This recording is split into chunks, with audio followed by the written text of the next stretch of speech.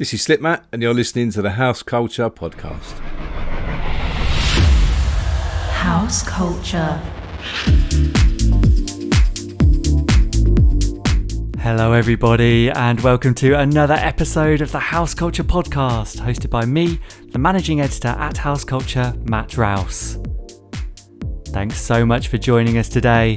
We're all missing that sense of community that the dance floor can bring us, so we at House Culture are absolutely delighted to be able to bring a little bit of the club directly into your world. If this is the first time you've tuned into the podcast, first of all, welcome. And second of all, please make sure you get some dusty digital fingertips by digging through our back catalogue of episodes that feature interviews with the likes of Norman Cook, aka Fatboy Slim, Danny Rampling, Mark Archer, Shades of Rhythm, Harry Romero, and many more. Even if there is a name you don't recognise, I guarantee you that they have an interesting story to tell. And if you've only just stumbled across House Culture and want to get to know us a little better, as I always say, we are a collective of house music fans who have come together through our mutual love of the beat to celebrate the spirit of house music. Instagram is where the party happens. You can find us there at House Culture Net. Follow that, and you'll get a daily dose of all things related to this scene we know and love. Let's get on with this next episode, shall we? In this one, we chat to a hardcore hero of mine and a man known to the world as the Godfather of Rave. It's the one and only Slipmatt. In this chat, you'll hear about the DJ that inspired him to get behind the decks for the first time. I remember going to a club to see Simon Harris doing it live. I can remember standing there by the side of the decks just watching what he was doing, and he was playing all these soul tracks and mixing acapellas over the top. I was just fascinated by it. Packed club with a really good atmosphere and stuff. I was like, oh man, this is me. Got to be doing this. The story behind the creation of one of the biggest crossover hardcore anthems of all time. We knew what type of tune we wanted to do, and there was one, I think it was a Yellow Man Live thing, and he did this a sort of lyrics. Like, right, we've got to find something like that. You'll also get Slipmatt's view on which era represents the true old school. I've been playing the old school stuff since day dot, and I've never really stopped. That 90 to 92 era must have just been so powerful because it's still there. When someone ever talks about, the 90s, it's always around that 2 or 3 years. And how, after nearly 4 decades in the scene, he remains at the top of his game. I've gradually started playing more and more new stuff. It's happened naturally, really, playing out, even in the old school sets. So now I'm playing pretty much all new stuff and slipping in a few old bits here and there. So, I hope you're prepared to let this DJ take control. This is Slipmatt. House Culture. Right. I'm extremely excited for this, as I'm in Essex, and sat opposite me right now is an absolute legend of the old school scene, the Godfather of Rave himself. It's Slipmatt. Thanks so much for sitting down with us at House Culture. It's about time we really start to investigate this era and area of the scene. So, can you tell us how you first discovered music? Oh wow, that goes way, way back, actually discovering music. I mean, I've been music through and through since before I can remember, because my mum always tells me the story of playing records when I was about 18 months. Basically, we had this old sort of box mono record player with a big lid on it, really old-fashioned ones. And I used to pick up the tunes and put them on.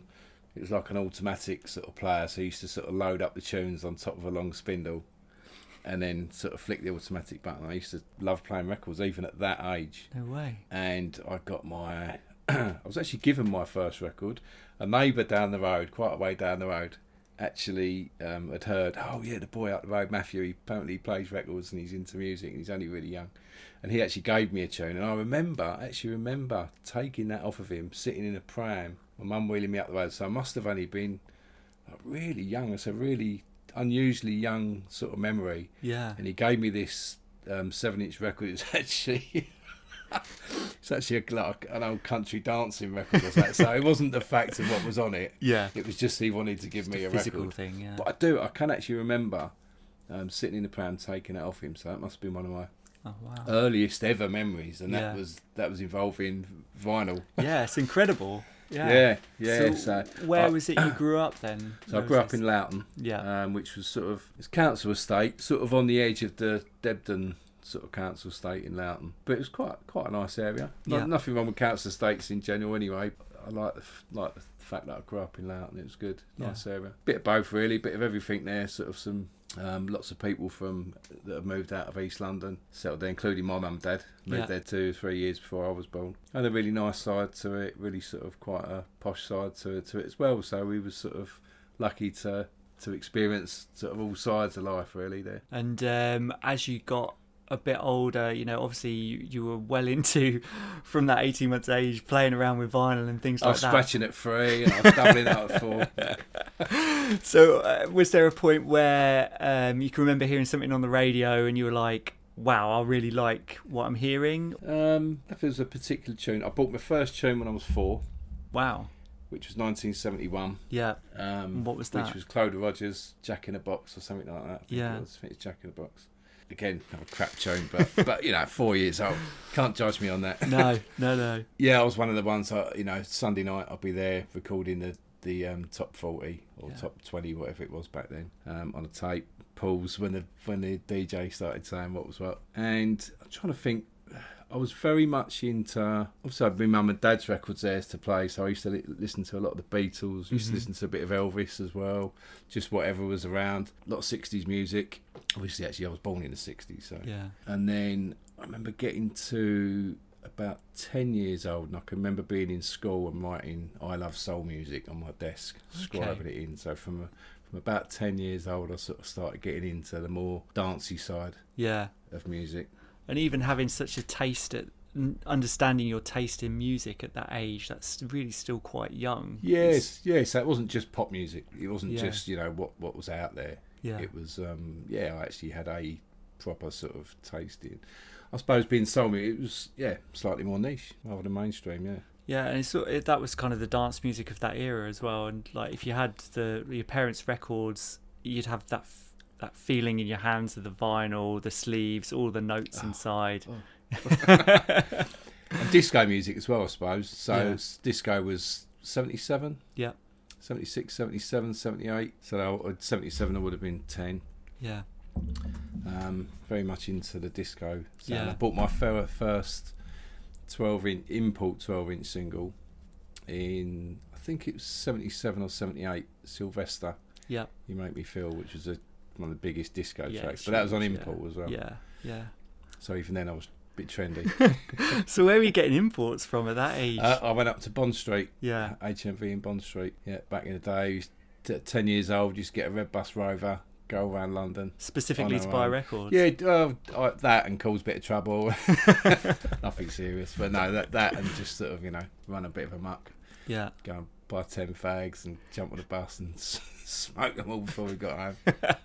And I mean, amongst your peers at school, were there other people who were really into their music at that age? Not in the juniors really, but then as the story unfolds, when I got into the senior school, I met Lime, John. Yeah. DJ Lime. So we were in the same class together.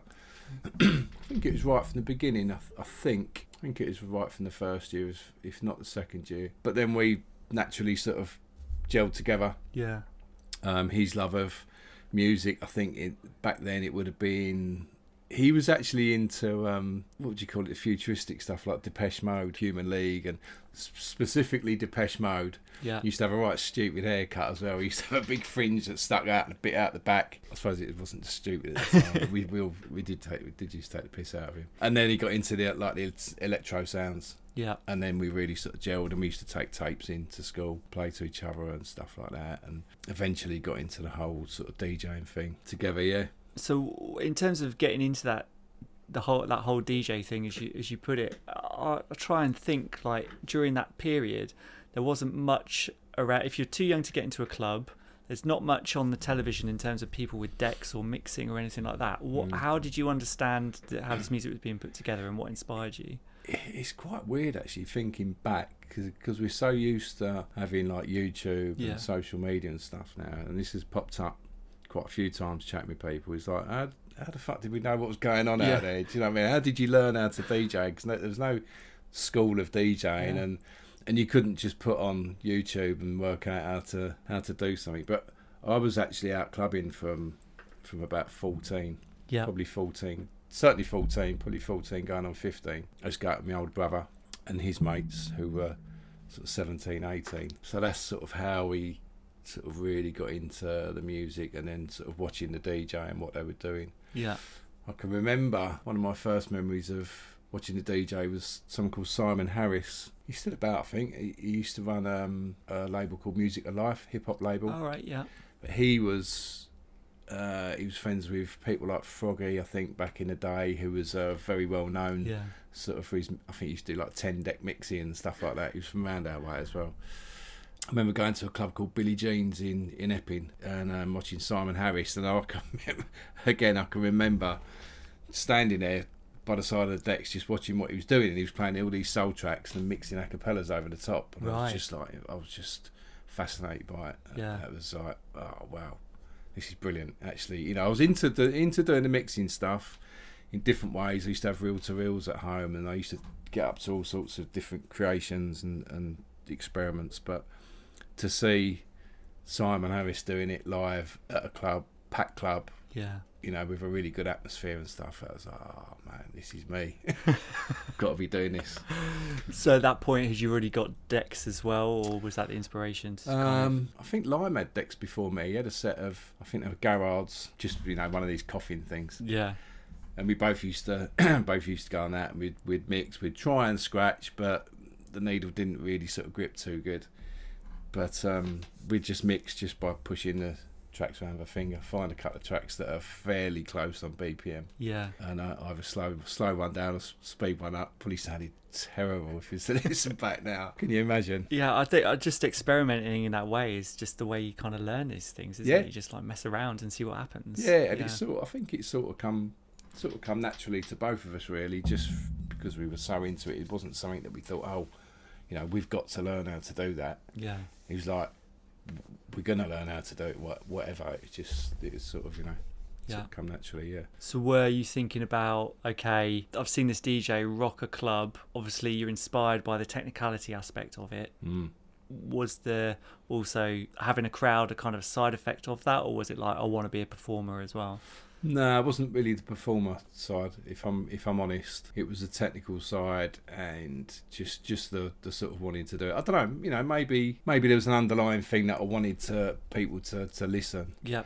But it certainly wasn't, I want to be in front of loads of people sort of showing off sort of thing. Yeah. Definitely not that. I'm trying to think back. I think I must have been about 17 or 18 when I got my first decks. What were they? They were Citronic. Yeah.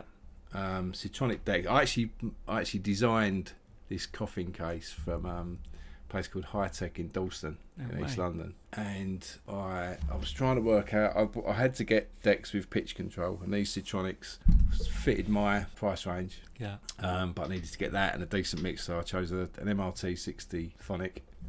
With two of these decks, and I was like, "Oh right, yeah, we can do that, and we can get something made to size." So I got that done, and then they ended up getting loads and loads of them done, and sold them for a good couple of years, I think. Wow. Yeah, so I should have been a designer as well. Well, I was a designer. They just didn't pay me for it. Should have got a free fee. Yeah, so I got that and a set of big heavy set of speakers. I can't remember what they were, and a big amplifier. And I remember my mum and dad moved up to Dunmow when I was 18, and I remember taking all the kit up there with me, and actually I think I played over the road in the pub a couple of times. Yeah. With my decks and speakers and stuff. The mobile DJ thing never really took off. Lime was out doing a couple of bars around Loughton and Buckerstill. And were you thinking about producing any tracks at this time or anything like that, or just was it just messing around? Yeah, it was really. I've never really thought of. Recently, I've sort of realised that the whole production thing was the seed was planted for that. Yeah. Sort of a long time before. Yeah. So we made our first track in 1989. Yeah. In fact, so that was pretty early in the whole rave scene. And we were doing stuff before that. Me and Lime, we used to go up to Ritzy in Tottenham, and we'd met up with these two blokes that used to rap. Gino and Mikey, they were called. I'd love to see them now, actually, if they're still about. And they came round a couple of times, and we had a Roland 505 drum machine. Can't remember what else we used to use. I think that was probably about it, really. And then we used to sort of scratch a few bits over the top with some records, and then we recorded them rapping over the top of it. So that must have been probably 86, 87, I think. Yeah. Very, very scrappy sort of demos, but, you know, we shown a massive interest. Yeah, there was one particular point. I was round at Limes. He'd just got home from work and he'd bought Marshall Jefferson, Movie Body. And he's like, Matt, listen to this. And we was like, wow. It just, I can remember that moment thinking, there's something different about this track. It feels like a different type of music. Yeah. Maybe to other people it didn't, I don't know, but there was something in there, that actual foundation of what, you know, became real sort of proper house music, that it just stuck out like a sore thumb to me, and it was like, oh right, this is different, yeah, this is great. Yeah. And from that point we were hooked. I was still into my hip hop stuff right the way through to early 90s. But yeah, from 86, and then I think the first tune I bought was Jackie Body, on import as well. Of course. It's a bit like saying when people say, oh yeah, no, I've got that on vinyl on social media. Yeah. So I've got to say, what the hell, I do on import? Yeah, I've got it on the original label. Yeah. Pretty amazing, really. And that was pretty much pre-rave. Yeah. As well. Mm-hmm. So that was the start of house music. Yeah. But then, 87, I bought Land of Confusion, Armando. Yeah. And that, we sampled that for our first SL2 track. Yeah. In 1989. Yeah. So acid house for me started just about in 87, as far as I can think of it, and then rave sort of started to explode in 88. Yeah, so I mean, the whole rave scene, obviously you've been part of that scene since the beginning. Were you going to events before you were DJing at them, or did they kind of happen concurrently? Yeah, it's weird. I wasn't really, don't see myself as an actual raver. I was never really that actual raver, going out there and proper having it and getting off with tits and stuff. But I was a clubber. We were going to see what happened in the late 80s. The club nights then sort of turned into raves. Tottenham Ritzy went from sort of all mirrors everywhere to then closed down, I think, for a while because it just couldn't attract the people anymore, and then sort of turned into a rave. But I think probably places like Camden Palace. So there was a transition actually from going to the sort of shiny clubs. Like we used to go to 06, was it Bananas up in the West End, and then Tottenham Ritzy on a regular. Elton's in Tottenham as well.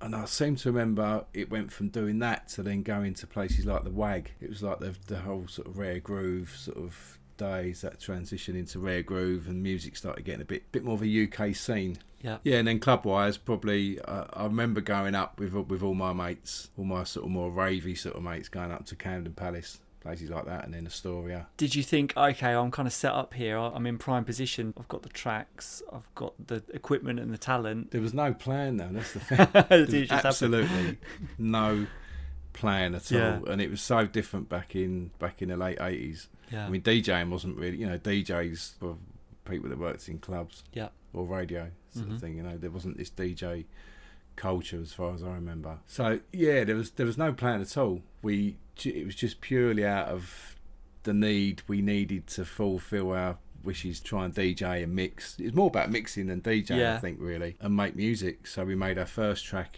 as I said, in 1989. I remember taking it up to Camden Palace and getting asking Chris Paul to play it. Did he play which it? He did. How was which that? He actually did, yeah. Oh, brilliant. We actually played a tune on tape, actually, on cassette up at Ritzy in Tottenham.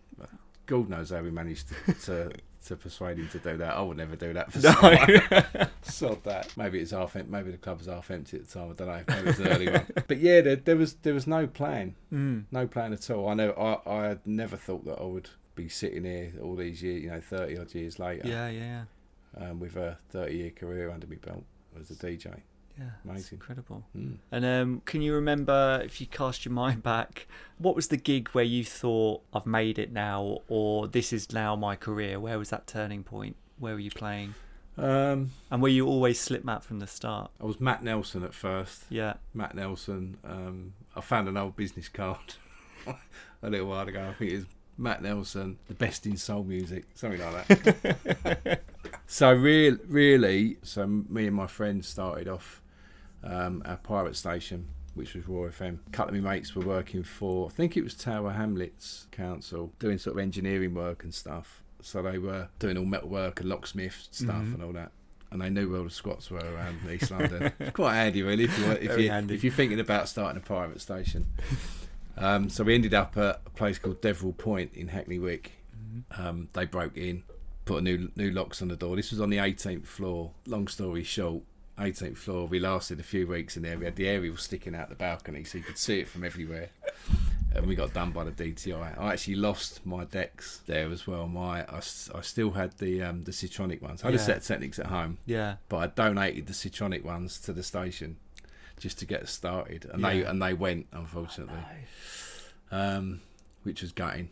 And then, in fact, I did a swap. I did a deal with my mates to give them my Technics 1200 silver ones, and I went and bought a set of 1210s myself, a new set. That must have been 89. So then we basically just moved up to the top floor, and then totally sealed it up. No one could have got in there at all, and these were like professional sort of engineers as well.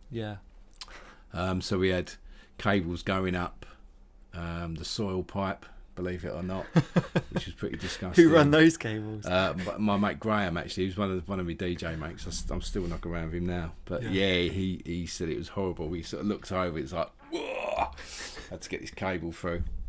Once it was done, and we never actually got anything taken away after that. I think we had a dummy rig, so we had power cables going up the lift shaft into the top of the lift, which was quite tricky to get into. And then we had we tried making a rig and it never worked. So it looked like one, but it just had the power through it. So if they managed to get up there and take that off, the power would go off. And the actual main rig was right up on the roof. You needed like a couple of ladders to get up there and stuff. So we never lost anything after that. So how long was that running for? I reckon probably best part of a year, I think. We must have started it summer 89, because Raindance started in September 89. And we were running adverts for that as my brother. We'll get into that. That was my brother that started Raindance. And then we went for quite a while, but it was just a hobby. It wasn't a business or anything. There was 6 of us, and we used to go out there at the weekends, play a load of music, smoke a load of puff, just have a laugh, have a laugh up there. Really, there's no toilet. You used to have to piss in the bath, and it was proper messy old times and stuff. It was good. That was really, really, really good fun. And we just used to go out the weekends. We had a double auto reverse cassette player. And she used to put a couple of tapes in there, and that used to run pretty much all week. If someone was passing, they'd pop me in and change the tapes over. No way. And it's quite handy, actually, because quite handy, but at the same time a little bit nerve-wracking, because if it went off, you'd be like, shit, what's going on? But if it was still running, you'd be thinking, brilliant. All good. So, stressful. So we did that, and then Raindance took off. I always look at Raindance as my first proper rave gig. I'd done a couple of club gigs before that, but that was the first proper rave, so September 89. And then from that, I then started getting a lot busier as a DJ. So I can remember then doing the radio and having to go off on a Saturday night rather than staying there and getting stoned. Go off on a Saturday night and go up to Leicester or to Colchester or wherever. So from sort of end of 89 through 1990, I started getting a lot busier. I was an apprentice electrician at the time. So that just shows you. I mean, I must have taken that on in the summer of 89, that apprenticeship. That just shows I had no plans to be a DJ. And during that period, you obviously you're travelling around and playing in these different places. Did you feel like something was happening, that this was the beginning of a movement, or was it just like, I'm just doing this for fun? It was fun. It was. Do you know what? I was an apprentice for 2 years. First year, I was earning £40 a week, and it was just that was a nightmare. So a couple of DJ gigs was really, really helpful. I was even doing a bit of cab driving, actually. Must have been 21, 22. My brother was a cabbie, and very lucky for me, very nice of him actually. He put me on his insurance. I don't know if you could even do that these days. I think you need a proper licence and everything now, but so I used to do a couple of nights cabbing to try and make me money up. But the DJing was handy. It was just fun. It was just so new and different. 1989, it wasn't even legal. So there was no real thought of it being a long-term business or anything. So then going through 1990, must have been playing at places like Telepathy, stuff like that in East London, and I gradually started getting more and more work outside of London as we went into 1991, and the whole rave scene was getting much, much bigger. it had become legal, and there's a lot of legal club nights on. So we were still making records. SL2 brought out the Noise and Bass Quake. Yeah. I think beginning of '91, which actually went really well. We just did it on our own label. Yeah. We got burnt on the first one, actually, on the first track in '89. We never got paid for it, which is no biggie. Yeah. It was a great experience. The Noise come out on our own label, which was Awesome Records. Yeah.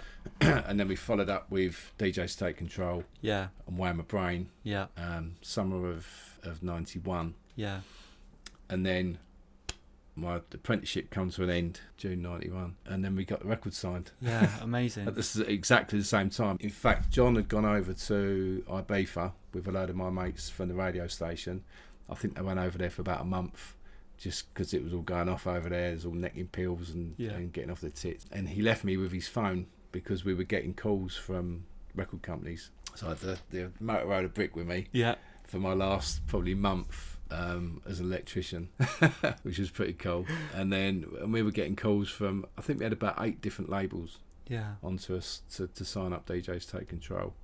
We went with XL Recordings, and that was it. I left my apprenticeship, didn't carry on doing that. And from that point, then it was like, right, okay, I think this is it. And obviously XL, home of, at that time, Prodigy and Liquid and all those kind of big tunes from back then. Yeah, and it was good. We had Walk Records. There was a load of different labels that wanted us. So it was, we knew we were onto something good. I suppose at the time, if I look back, my thought would have been, all right, okay, I'll take a break from being a Sparky. I can always go back to that. I finished off my apprenticeship, but it just never happened. Thank God. I mean, DJs Take Control, that track specifically, obviously it samples Night Writers, Let the Music Use You. What was your relationship with that track before you sampled it? Was it something you'd heard and be like, that's a great riff, I want to use that? Or was it just something you grabbed in the studio that day? Yeah, no. So we actually had a plan with that. So my DJ career wasn't planned from the start, but I do actually like planning. So now from playing at Rain Dance and a few other places, we could see what we needed to do. We had a really, really sort of strong vision back in the day of what we wanted, really sort of firm ideas. And basically we was like, right, okay, we need a really fucking heavy break beat, kick drum as well. We need to go into the gooeyest sort of, uplifting sort of breakdown that we possibly can. We obviously went through our tracks, but that was, pre-planned before we actually went in the studio. We had all the parts there, so the beat was dirty as anything. In fact, when after XL signed it, we went to do the radio edit, and they asked us to change the breakbeat because it was too crackly. No way. That's ridiculous these days. People add crackle now, don't they? To their tracks. But where it was crackly, there's like, oh look, it's a bit too raw and sort of dirty. So luckily, in fact, the breakbeat for Wham My Brain was the same beat, but a clean version of it, really clean version of it. So we just swapped it over. So if you ever get a chance to compare, listen to the 7-inch version, and the 12-inch version, and you'll notice the difference. Oh, interesting. I'll check that out, definitely. So we put them together and then played it at, I don't know what it would have been, maybe the Egg or Rain Dance the Egg or one of them ones, sort of middle of '91. First play on a white label, it sort of worked, and we was like, sounds nice and loud, it's working. And then it got round to the next Rain Dance, which was probably about a month after, and it just exploded. It was just like, wow. What the fuck. And had you and then from playing it after that, then the phone started ringing. And at that point, had you been sharing it around to other people, or were you the only people that had copies of it? We put story was we were working with Mo's Music Machine, so we gave Mo's 250 white labels, just got white labels done to start with, and they went out within about an hour. It was like ridiculous. It was like, get some more, quick, got to get some more of this tune. So we did another. If we did another 250, I think we did 500 on actual labelled copies, and we give them 250 of them, and they just shot out again. And it was like, right, hold on a minute. I mean, the phone was ringing and everything. We thought, no, we can't keep putting these promos out. And I think XL actually bought the rest of them off us. I think, Isn't there? I think there's some knocking around that of like on the original Awesome label, but have the XL sticker on. That's right. Yeah. So that would have been it. Yeah. Oh, amazing. Yeah, amazing times. Yeah, and from DJs Take Control, Obviously, the next track was On a Ragga Tip. Samples Walk and Skank. Yeah. Again, where did that come from? So we didn't really talk about my other sort of love of music. I've always been into reggae. I wouldn't say always. From about 12 years old, I was listening to Rodigan on Capital Radio every Saturday, cassette player, and she just used to record it every week. I was absolutely mental on reggae. It was a big influence on my sort of production, and probably a big influence on why I wanted to get involved in making music as well, because the reggae thing was so sort of raw. Yeah. And all that. One of the things I used to love about it was all the jingles, all the Rodigan jingles and that. It's just amazing. So Wayne Brain, of course. Yeah, of course. Yeah. Was sort of off the back. Yeah, John was into the reggae thing as well. It was more the reggae thing come from my side. Yeah. But so the Wayne Brain, and that really worked. You know, that was pretty much a double A side for us, really. Yeah. You know, there's people that preferred Wayne Brain to DJs. So Ragga Tip was meant to be the flip side of, I think it was Changing Tracks. Yeah. I should know really, shouldn't I? Ragga Tip was so much bigger.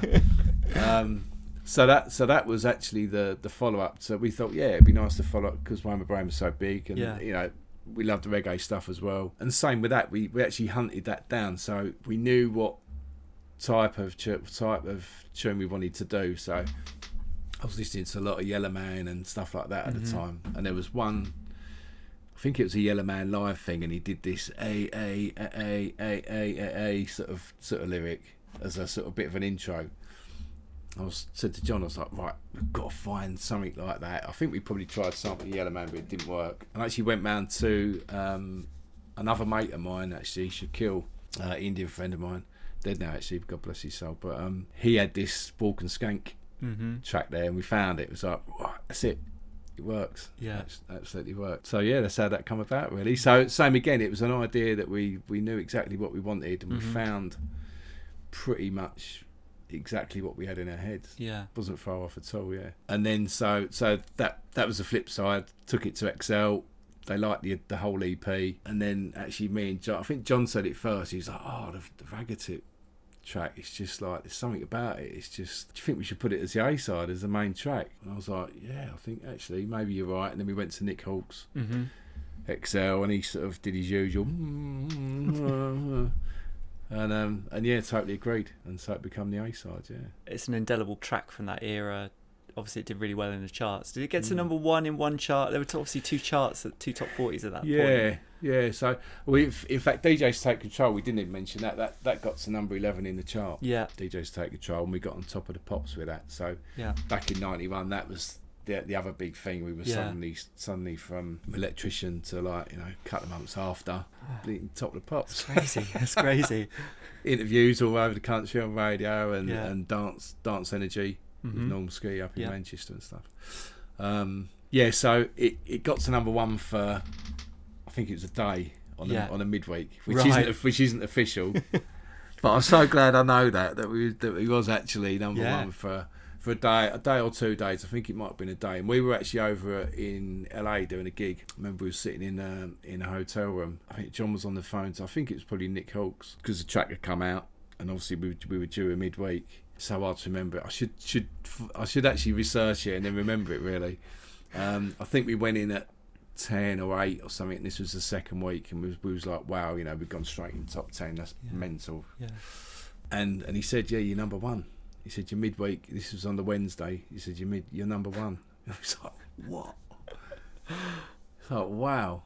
Absolute. In less than a year. Well, it's like you say, it's good that you know that as well. It's not often that you'd get the midweek position. And then I think it was the next day or the day after, we'd gone down to 2. And it was KWS, Please Don't Go. Oh, was it? That's an annoying tune in the world. Sorry. You'll never forget that one. No, and that was a huge tune as well. So it was really unlucky for us, because I think that stayed at number one for weeks and weeks and weeks. So it was bad timing for us, really. Well, if you're on a dance floor now and someone puts on KWS, the dance floor probably would clear, wouldn't it? You put on SL2, I hope so, and everyone's gonna run onto it. Yeah, no, you're right. Yeah. You're probably right. Yeah.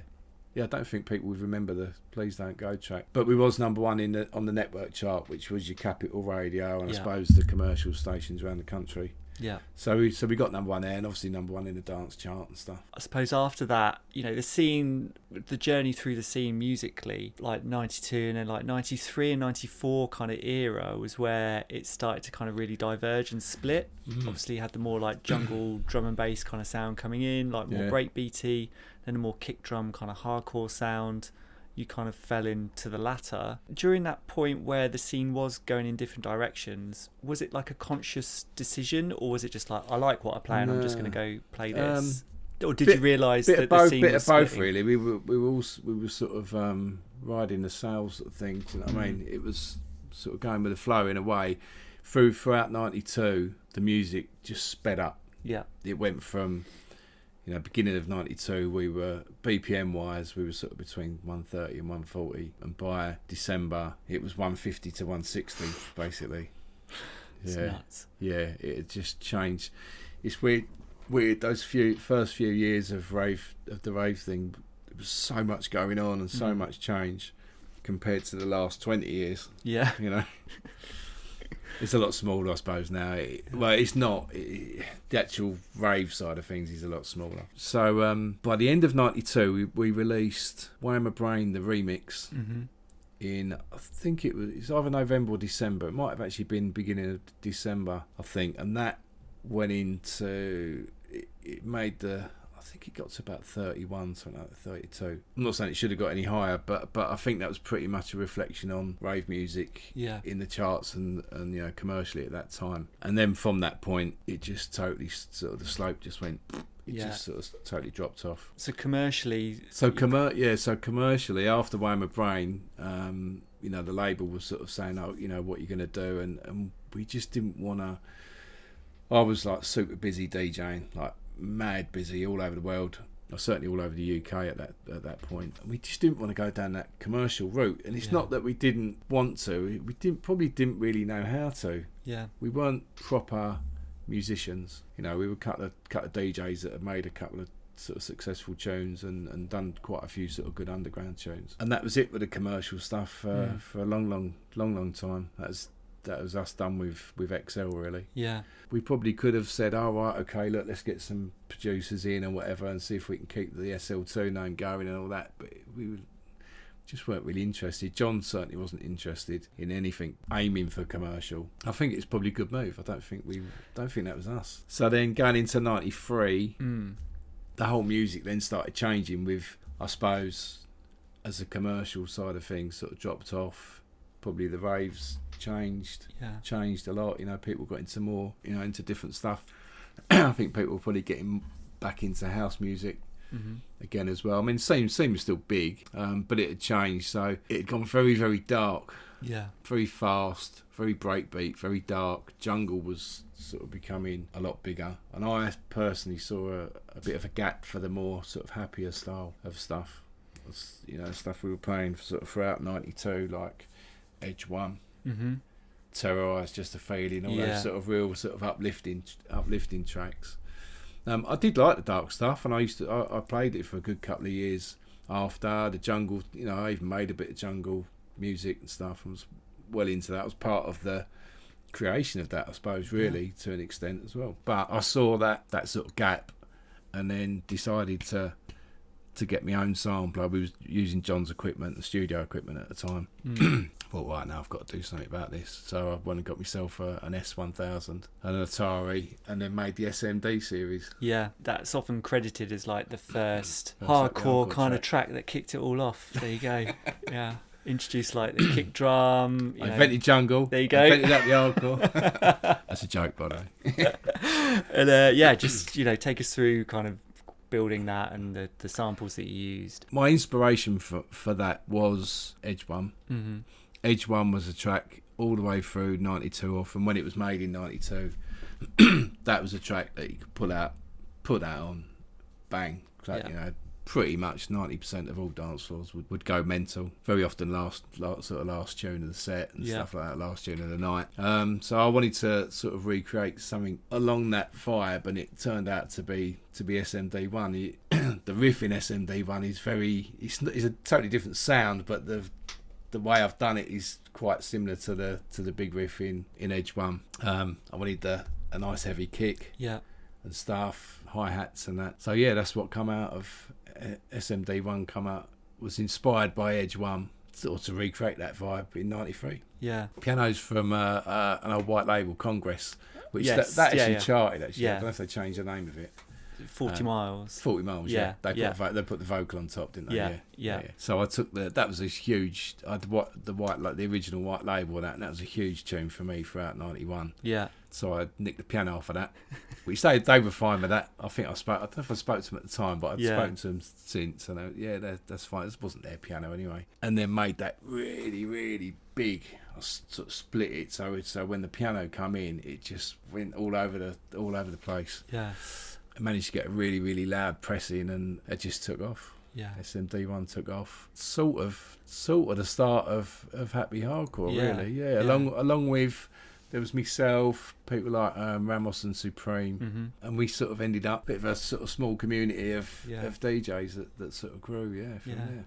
I mean, were you surprised at that point of how, looking back, are you surprised how influential that was? My vision, I had the vision for the track to do what it. And it worked. It did exactly what I wanted it to do. But then as the months went on, the scene divided more and more into dark side and jungle and hardcore. Well, I mean, during that period, you could definitely tell, like, for me, as we spoke before the mics came on, my brother was well into the hardcore scene.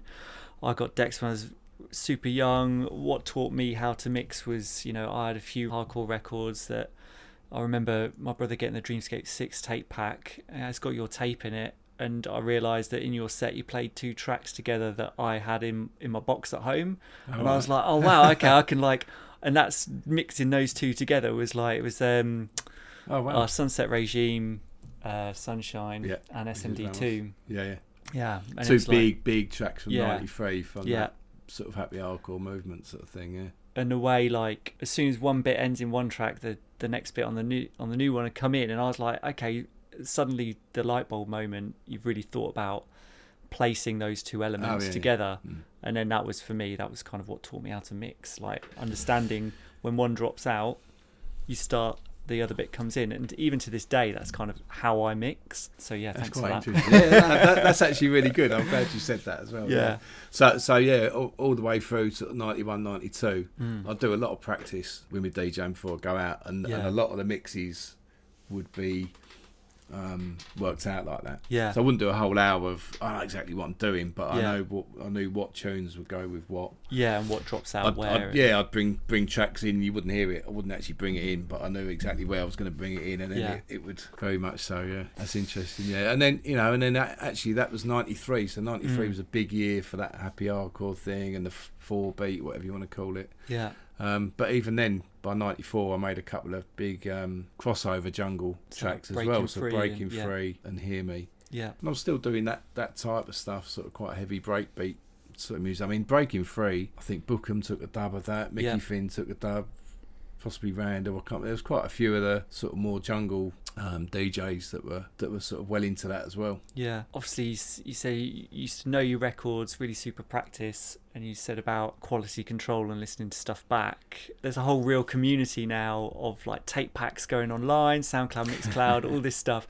Have you listened back to any of your sets from these are some are 30 years old, so to speak, and are you impressed with it, or is it just part of your history? Do you know what? I'm actually quietly quite chuffed that I did all that practice back in the day, because some of the tape packs are they're terrible. But luckily, I mean, there's loads of mistakes in mine, tons of them. But it's probably good that I did do a lot of practice, because it's not as bad as it could have been. Some others are. Yeah. No, I've remastered a lot of the old tape packs and stuff. I mean, there's so many out there. I could never find them all.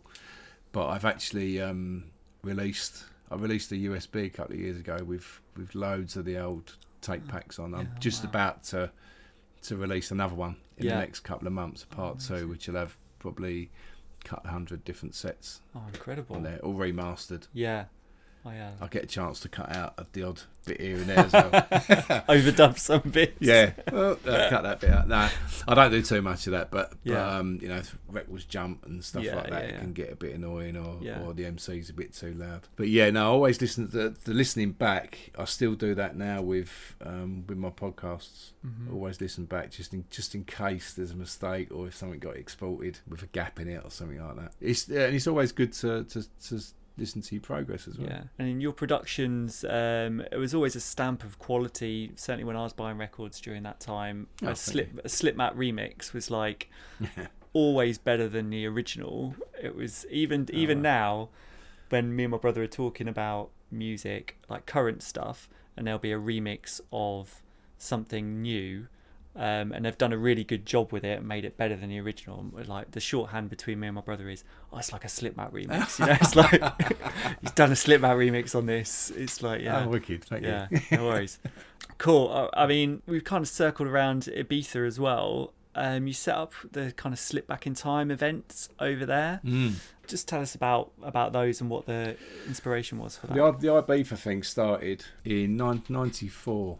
First year I went out, I got booked to play at Chaos, which is now Eden, and that was more of a hardcore thing, I think, hardcore drum and bass. And I played there the next, I think, 95. I think we went out with United Dance in 95, so that was more of a happy hardcore thing. Yeah. But we had great fun. That was absolute madness. Yeah. 95 or 96, and then I'm sure it was 96. I started playing for 1830s. They did a thing at Benamusa Park, which is known as a zoo, called Sundance. I remember at one point it was about 3,500 people in there, and I was playing. They was booking me to play old school, but I was playing old school and house. My brother had started the Aquarium in London. That was his club. He started that in 95, and that was all house. So I used to play there sometimes as well. So it's weird with the house thing. I started house in 86 and played house right the way through, really. And then sort of, 91, 92, 93, I got sort of sidetracked into, not sidetracked, but my focus was on the hardcore stuff and the jungle stuff and that. But then by 95, I was back playing house again as a regular thing on top of everything else. Yeah, so from 96, I was playing Ibiza regularly. I've been there every single year. I've worked out I've been there over 200 times over the years. It's a bit like home from home. I've got friends there that I just go and at any time, at any point in the year, I can go over and stay for as long as I want and stuff. Where's the best place for you to play over there? Where do you enjoy the most? At the moment, I like Eden actually. At the moment, it's just so good what they've done with the club. Sound system's amazing, just everything about it. One of my best mates over there is the manager as well, which is nice, Dermot. So yeah, I've got a huge history with Ibiza, backwards and forwards. I've played a lot of the clubs. We used to play Space now and again, and some of the big places, the S Paradise, loads and loads. I had residencies at Nightlife, which is at the bottom of the West End, which West End makes it sound a bit cheesy, but it's a real, that was just absolutely amazing. That's where we sort of say that Slip Back in Time was born from 2000. In there, really, because I was doing every week, and we sort of called it Slip Back in Time from there. It wasn't officially Slip Back in Time, but that's where it come from. It was official in my head. It wasn't official on the flyer, but we then sort of took the brand from there. And was that, the rave scene, you kind of said that you kind of picked up the house baton back again in kind of the late to mid 90s. Was there a point where, in terms of like the rave scene, where you thought, actually, this has had its time now and I'm going to go this way? There was actually, there was. So not with the original sort of old school tracks. I'll always play them, and even now still. It still works, dropping 0B lockout, even though it's been so overplayed. But tracks like that at the right point, you still play it. But so I was playing the happy hardcore thing was huge for me right the way through the 90s. Especially up to sort of 97, 98, and I was so travelling all over the world, backwards and forwards to Australia and even America and stuff. But by 90, I think sort of middle of 99. The hardcore thing was just getting really, really boring for me. Really stale. The happy hardcore side of things. And I can actually remember back thinking, I hadn't bought any new tunes for about a year. Yeah. Or not bought or played anything new. It just gone really, really stale, really boring. And at that point, I think it had for everyone. At that point, then you had DJs like Dougal and Force and Styles were making new, slightly different, newer stuff. I think it was off the back of the trance era. And so the hardcore breakdowns were turning into sort of real trancey, sort of sped up trancey sort of stuff. Yeah. And that wasn't really me. I suppose I was more into the house sort of thing. I was playing a lot of trance as well, especially through the summer, all around the Med, like Ibiza, Mallorca, stuff with the 1830s and that. So I sort of pretty much ditched that happy hardcore thing at the end of the 90s. Yeah. Still do the occasional set. It's great fun. Still love it. I still love some of the tunes, even though some people might think they're cheesy. But it's just good fun. Yeah, absolutely. Good fun. Yeah, can't knock it if you got a good crowd in front of you as well as a DJ playing some of that stuff, and if they're really enjoying it, you can't not smile. Now, to this day, I can't. No matter what style of music it is, if it's got some massive piano breakdown in it, I'm all over it. Yeah, and if everyone's jumping around, smaling, and having fun to it, it's great. It's absolutely great. And I suppose circling back to Ibiza and Slip Back in Time, and kind of just generally the re-emergence of the old school in a way. I mean, it's quite funny in that the old school has always been a part of this scene but it's the old school kind of never really moves years, really. It's like a certain era. It was just, it makes you think it was so powerful. That 90 to 92 era must have just been so powerful because it's still there. When someone ever talks about, the 90s, it's always around those couple of years, 2 or 3 years. So I've been playing the old school stuff since day dot, and I've never really stopped with that era. And in fact, all the times that I've been to Ibiza over the years, although I've been playing house, I'd always drop a couple of old school tunes in. Yeah. And in terms of that old school sound, a lot of your sets, there's a real mixture between the originals and newer stuff. And where do you draw the line? Is it important to obviously honour the old school but innovate at the same time? But we have done an interview with Mark Archer from Mountain. He was very much like, I only want to play the originals. And that's all really? I'll play. Yeah. No, I'm totally different to that. I'm very different to Mark anyway. I love Mark to bits actually. Yeah. He comes over and plays for us as well. I've known Mark since day dot. We've had some mad ones together in Ibiza as well over the years. Some really funny stories. So the next part of my story leading up to now really is, as a DJ, I went totally digital. Went CDs and then went to controller. Actually, and then by doing that, I then, from using a laptop with a controller, I managed to get a lot more music together, old stuff, and sort of dig into the vaults and rip loads more vinyl and stuff. So I went from 2010 up until a few years ago, I was ripping loads of old school tracks, and there was so many people say, there's an old school revival going on with it. There's always been one. Every year there's one. It's like every day there's one, really. But people just notice it in their own way. But there was a bit from 2010, 2011.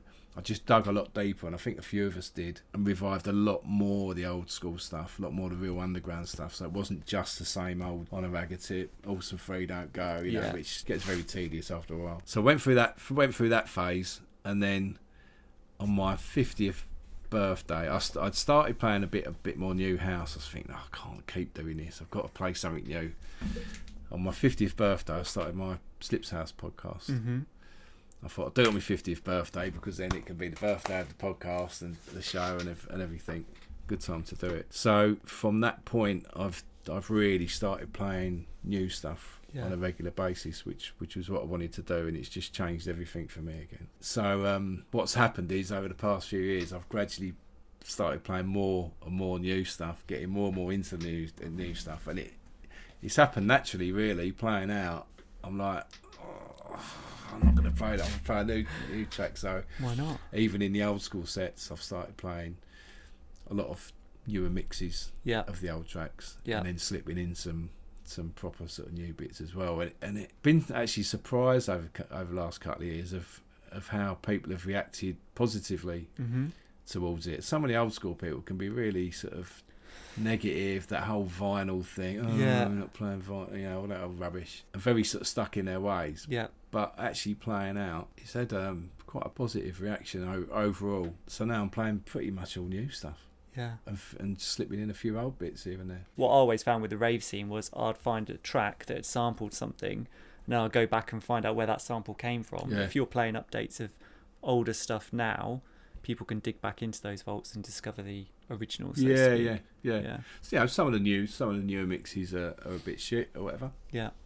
But for me, there's some really good sort of new mixes, and it's just taken me now into playing a lot more new stuff. So since lockdown, I've been doing my show every week I was doing like a monthly show on Centreforce, and now doing that every week. Yeah. That's going down really well. It's getting tons and tons of replays on Mixcloud, and the podcast is going really well. It's all got sort of going from strength to strength. We spoke about it earlier. I've been playing for Clockwork for the last couple of years, and that seems to be going well. By middle of March this year, I had around 100 gigs booked up for the year, just for 2020. Yeah. And that's like 10 weeks into the year. Yeah. 2 gigs a week. Yeah. So my year was sorted. Yeah. And then I don't know, but there's tons of stuff coming in. So and that's pretty much all sort of house orientated stuff. Yeah, it's working.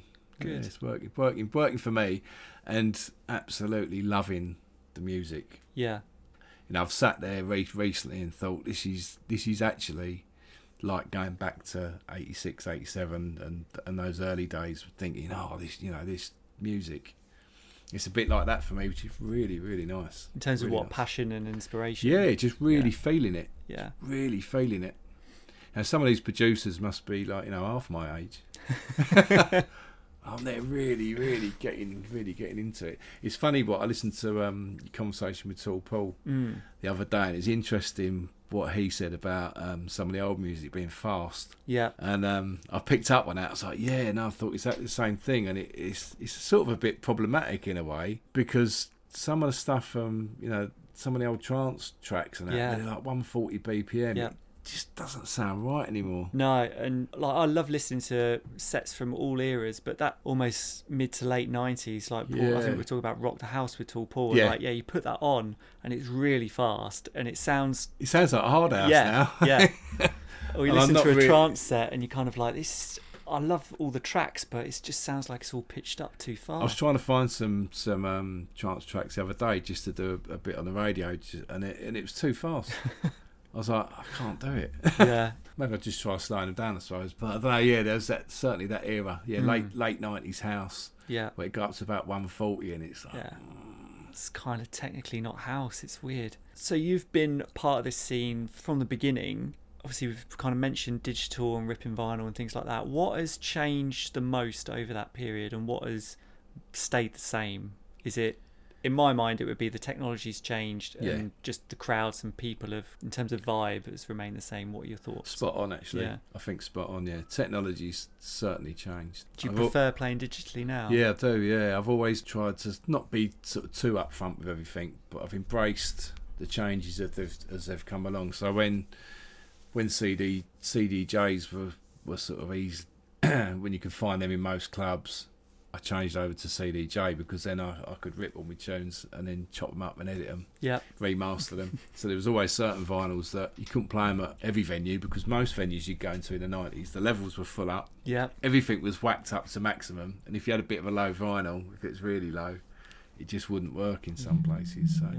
So I could remaster everything and all that. So and then with the controller, I then put cue points on all my tracks. Yep. And I could flick around the tunes and do all sorts of different stuff. I use Record Box now, just with USB, but same with that. I grid everything. I use cue points. Every track I get goes into the computer. It gets mastered if it needs to, which doesn't really these days. Yeah. Everything's tagged, mixed in key, cue points, gridded, Bosch. Everything's all nice and tidy, and I love it. Absolutely love the new technology. Yeah. I've read that you've got a book coming out. Is this right, or is this on the back burner? Yeah. Well, it shouldn't be. You know what? I do notes for what I've got to do every week, and it's on my notes every week.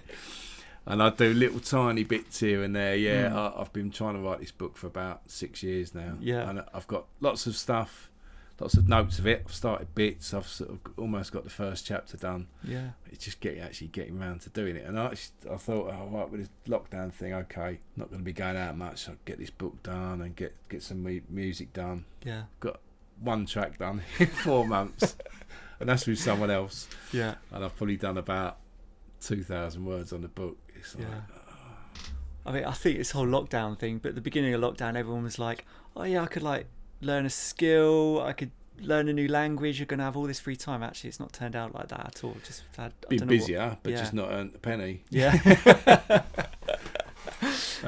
Nah, so I've embraced the online stuff. I'd never actually done a Facebook Live DJ set, and it really wasn't my thing. It's like, I don't.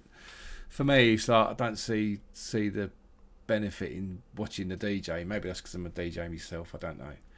I'm not really showman in that way. But that was the only way to do it, and people saying, "Oh, look, come on, we want you to DJ, and that's the only way you can do it." So I embraced that, and I decided to then just do as much as I can. Yeah, it's not, life isn't all about money. Certainly not at all. It's about, for me, it's about giving a service to people and making people smile and dance and whatever. The money's it's just what happens. It's just, if you do a good job, you get more money. Yeah, that's a great way to look at it. Yeah. So I just try and do a good job, and if the money comes, then great. Yeah. There's a bit more to it than that, but basically it's not about the money at all. So it's about keeping out there in front of people. Yeah. And putting smiles on people's faces. It's been so nice, all the messages coming back saying, "Oh, you've been there for us over the last few months. I don't know what we would have done without you." I mean, it's probably a bit over the top, but no, it's been great. I've been no one can go out, so it's been fantastic. Yourself and loads of other DJs have been doing it, and it's been great. Sometimes Friday nights, Saturday nights, you just have the pick of the best to choose from. Yeah. Not long may it continue in terms of lockdown, but in terms of, do you think this is a new way of DJs working with technology once lockdown ends, or do you just see it as like, actually these guys have got free time to do it? When the lockdown finishes, we're going to be back out there on the circuit? Yeah, I think it's probably opened up something new for people. I mean, even now, so the figures, the first one I did was for Moondance, and it went up. I remember looking at the Facebook page, and it went up to like 7,000. It's like, bloody hell, do you know what I mean? That's 7,000 devices. Yeah. So there could be like 15,000 people there. That's a lot. Yeah. I wouldn't normally go out on a Friday night and play to 15,000 people. That's like a once in a year sort of gig, Yeah. So it's certainly opened something up, but the figures have come down as people have got used to it. But yeah, I think the whole online thing, I think it will stay around, but I can't wait to get back out there gigging. Yeah. Do you see it's not going to take over. I think a few people sort of commented and sort of said, "Oh, maybe the gigs ain't going to happen anymore. It'll just all be online." No, that's not going to happen. Yeah, people are itching to get back in a club. Yeah, totally. When it's safe as well. Yeah. Okay, I mean, we'll talk about the playlist. Unless you've got anything else you want to get in there. With the whole DJing thing and the technology stuff and that, I've got my website. I've started my DJ Hub, which we're bringing together a community of DJs and just giving something back. I've teamed up with a friend of mine, Terry Hooligan from Atomic Hooligan. He's got his own academy called On The Rise, which he's had for ages and ages. He's an amazing tutor. I've teamed up with him to sort of pull in people. So we've been doing webinars together and stuff. So I'm sort of giving my knowledge. He's giving his. We've got Mark Ecstasy as well, Mark XTC from Manchester. He works at Manchester College, teaching music and DJing stuff as well. So there's the three of us. We're doing like weekly webinar as well as some podcasts and stuff as well. Not so much this sort of podcast, more on sort of technology and DJing and sort of more how-to stuff, education. But that's quite interesting. Nice to give something back. Yeah. There, I built up. I'm not necessarily a teacher myself, but I've built up 30 years of sort of experience and stuff. It's so nice to give a bit back, and the community seem to be loving it at the moment. Yeah, good. Yeah, really good. Cool. Giving back. That's always good. Yeah. Let's try and talk about the playlist then. Obviously, we always ask our guests 5 tracks, 5 themes. we've got a massive. This playlist on Spotify is huge now. Obviously, everyone submitted yeah. like 5 tracks, so at least 5 tracks, and it's pretty big. Even to the point now, I'm having to say, someone else has chosen that one. Do you want to change that up? All yours were all 100% really? fine, so right, that's great. The Night Writers Let the Music Use You has been chosen by a few people before, and I did think maybe you were going to choose that because of DJs Take Control, but no, in terms of catalyst, we kind of already talked about it, the first track that kind of got you into house music. Have you got any kind of personal experiences first time you heard it, or memories of that tune specifically? It was just another tune that stuck out. There was Jack Your Body, and at the same time Movie Body, Marshall Jefferson. Yeah. But Jack Your Body, I'm sure that got to number 1 actually. I think it did. In 87. Yeah. As I said, I got it on import in 86, so it's a bit up front there. Love it. Got that on vinyl. Yeah, it was just, it was a standout track. It's just very different from what had been around beforehand, but the energy in it as well. I still love playing it now, and I still play that mix that I gave you. I thought it was a dub mix. It's come up as a club mix. I reckon they've changed that round. Okay. But yeah, it's full of energy, and it's still, I don't play it loads, but when I do, it normally works to whatever crowd, whether it's I'm playing new house or old school. Just one of them tunes, just energy. That's what it's all about. Yeah. And we kind of talked about floor filler as well. Edge One, Compounded. Yeah, Compounded, I suppose. I mean, from when that came out, it's just like every time, absolutely every time I used to play it, right the way through 92 and beyond.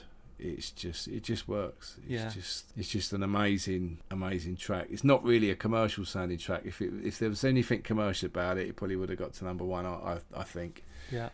But for years and years and years, it's just one of them tracks that everyone would go mental to, and they still do. A Sunsetter you've chosen. Yeah, I'm not big on the sunset thing. I do like the chill out stuff. I've got myself a couple of chill out CDs over the years and stuff. But Adagio, I love that. Yeah. I do love that. I love the Ferry Colston mix and the Tiesto mix as well. Actually, both just must each other. There's tons of good not tons, but there's a few good ones. But I think I could sit and clear the old cobwebs out of mind for that one. Yeah. And a tearjerker. Go on, you pronounce that. So it's a bit of a different choice, really. Yeah. So that's actually a brand new tune. So that's Moreno Pezzolato and Kevin McKay. Touch Me. So it's brand new house tune. Yeah. But they've used an old vocal. I'm not sure. 49ers, Touch Me. Who I'm sure sampled it from somewhere else. It's a very well known old vocal. I can't think what it's actually from. But it's not a tearjerker. But there's something in what they've done with it. And like I say, it's brand new. Yeah. It actually touches me inside. It does something. They've just got something really, really right in there. Really good, yeah. And it's sort of one of the tunes that at the moment it's just make me love the whole house thing. Yeah. It's got a bit of an old school feel to it as well. Yeah, I listened to it just before I came down and was like, it's got some piano in it as well. I was like, this is good, yeah. Yeah, it's great track. So yeah, it's not, tearjerkers on a different sort of genre, sort of things like on a totally different types of music. Favourite tracks, things like Imagine, John Lennon. Was it Wonderful World? Yeah. Is it Louis Armstrong? Louis Armstrong, yeah. Yeah, a couple of real sort of oldies that are, emotional tracks. Yeah. I mean, we've had all sorts. Lyrics and stuff. Yeah. Louis Armstrong, and then Imagine is one of my favourites, the lyrics and everything. And a last tune, crowd are asking for one more. Of course you play this. What did I choose for that one? It's got to be the most played last tune for me, I think. Yeah. But on a ragged tip, yeah. And he's still proud, surprised when you see that rocking a dance floor. Yeah, very much so. Yeah, yeah, surprised. I when we made it, I would never have thought it would be as big and as popular. Yeah. As it is, especially this length of time after. And we've actually got a new remix, so we licensed it to Virgin Media. Yeah. Part of the deal was they actually remixed it for us as well. So they said, we want to license your tune, but we're going to remix it for the ad to fit the advert. Yeah. Which was really cool, and we were sort of quite, not nervous, but quite sort of, oh, what's this mix going to be like? I hope we're going to like it, because it's our tune. Obviously, we don't want it shit mix going all over the telly. I don't think we would turn the money down, but I think the mix is wicked. Yeah. We were absolutely blown away. Yeah. Absolutely blown away with it. Really, really good. So I've been playing the remix out now. Awesome. As well. Last tune as well. Done. Not every set, but if the crowd's sort of slightly ravey, if the crowd's a bit ravey, they expect me to play it anyway. Yeah. So it's always nice to do that. Cool. And the final question we always ask is, we're House Culture. You've been a part of the scene, the culture of this whole movement since the beginning. What are your feelings on it as a whole, and what it's brought you in your life and your career when you look back on it as a whole? It brings everyone together, I think. House music, the slogans, it's a spiritual thing, it's and all that sort of stuff. It really, really is. I think even more so now. Yeah, it just brings people together, and I think we need that more than ever at the moment, with people dividing up into groups. I really, really don't like that. Yeah. Let house music bring us all together again as one. We don't need to be different. We don't need to be labelled as different or anything at all. And everyone's the same under one roof, aren't they, when they're all on the dance floor? Yeah, why should we segregate us as offers, as different types of people? We're not.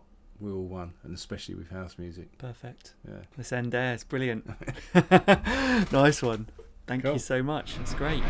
Cool. House Culture.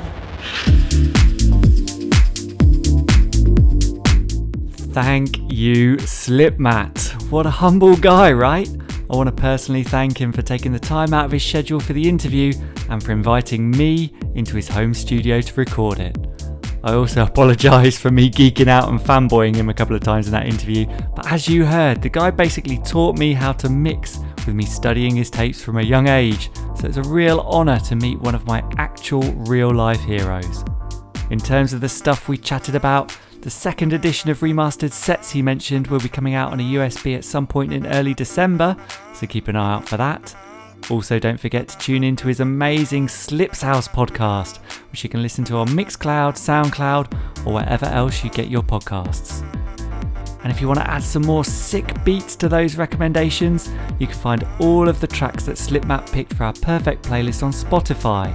These were Steve Silk Hurley's Jack Your Body for the Catalyst, the anthem that is Edge One's Compounded for his Floor Filler, the beautiful Adagio for Strings by Samuel Barber for his Sunsetter, the tearjerker was the Lorenzo Spano and the Rituals remix of Touch Me by Moreno Pazolato and Kevin McKay, and his last tune was, of course, his own On a Ragga Tip by SL2. Just open up your player, search for House Culture Perfect Playlist, and you'll be presented with a plethora of tunes that feature sounds from every corner of this thing we call house, all chosen by our podcast guests, past and present. Once you've followed the Perfect Playlist on Spotify, please support this podcast by loving, liking, tweeting, sharing, by leaving us a rating or a review on Apple. This is really important and will help us continue to create these episodes that we hope you love listening to. And it could also get you a shout out on a future one as well.